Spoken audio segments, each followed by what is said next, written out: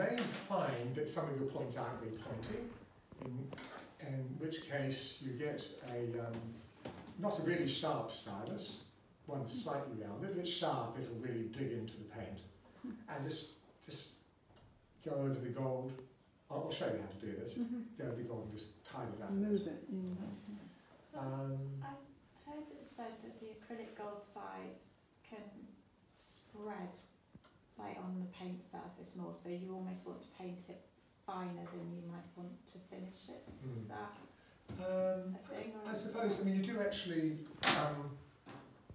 the best way to paint it on is actually to fine enough to have it quite heavily laden. You're not putting a very thin layer on, so it actually quite a thick bead that rises up quite a lot. Yeah. It's the best way to get a nice line. So I haven't found that it spreads. It nice a little bit. I suppose I've experimented with different brushes, and I found you have to have a much thinner brush than you would think. Yeah. So that could be it. Yeah. I don't know if it spreads once it's down, but you have to put it quite a lot of it down to get that thickness. I suppose it goes out of it. Yeah. So that's probably about right now. So let's pick up your gold leaf. As I said, the actual aesthetics of acetate we'll talk about another day. But one of the main principles is don't have the acetate lines too close. It's a danger if you're copying an icon that's sort of this big and it's got 100 lines in that distance. You reduce it to about 4 because you're going to do the same with that size. If you try to do too many lines, it'll all be bunched up, it'll just be a mess of gold. So once the acetate lines come up to the main hunk of gold, normally you have a hunk of gold, and time whatever, then you get the acetate lines coming off. You generally, those lines need to have a bit of a gap between them when they hit the hunk of gold. Otherwise they'll all be null together. So there's no great skill in laying the gold basically, you just slap it on and brush it off.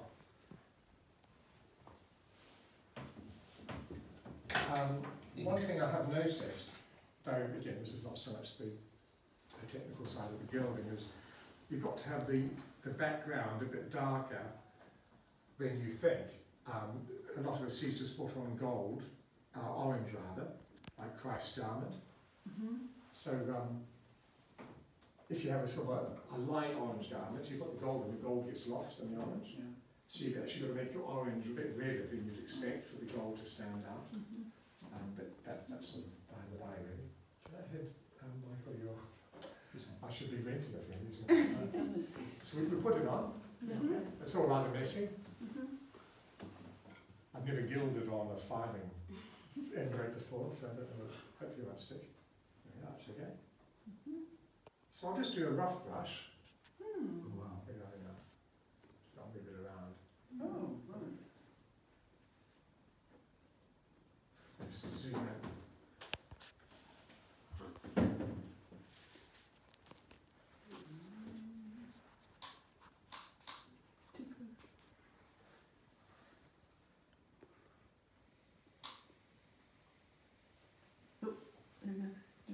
Could someone do it for me? I can't hold this thing. Oh, that's okay. There you go. I deliberately haven't brushed it all yet. I just want to show you the difference between doing the final brushing and the... Do you want me to? That's like that. There you go. There. Okay. So I'm going to give it a good hard brush now, get all the jagged bits off. It's just a lot crisper now. I've broken off nicely. Other way, there you go. We'll take focus a bit.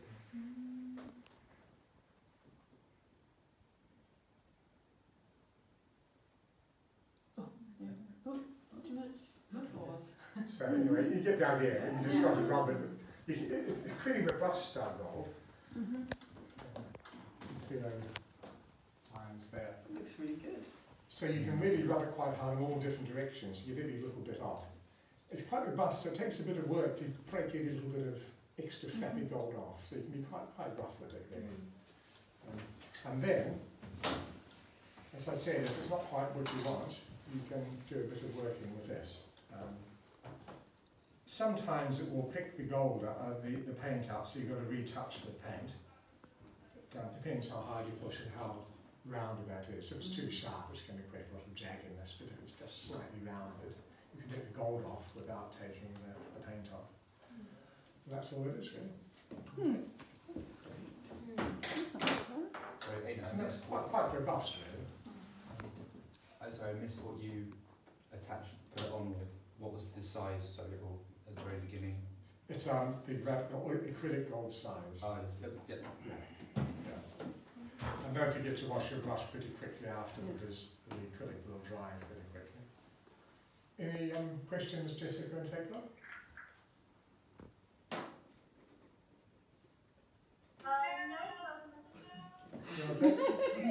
Quite straightforward, isn't it, I mean? No. So rather than practice on a real icon, paint a bit of red ochre or whatever on some paper, smooth paper, make it smooth, and then just do some assist on it, and just get the feel for it. But before you even do that, just make sure you can do a beautiful assist pattern. Get an icon which has got a nice assist pattern, and just do it with paint on smooth paper, and when you're happy with that, then do it with assist. Okay. But it's pretty messy stuff to clean off if you do it in an icon, it doesn't work. So just don't risk it. Make sure you do it well on paper before you do it on an icon. Practice first. Okay.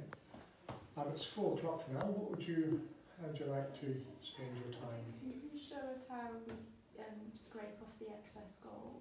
Yes, that's what I wanted to do. Thank you. Thank you for reminding me. So we're going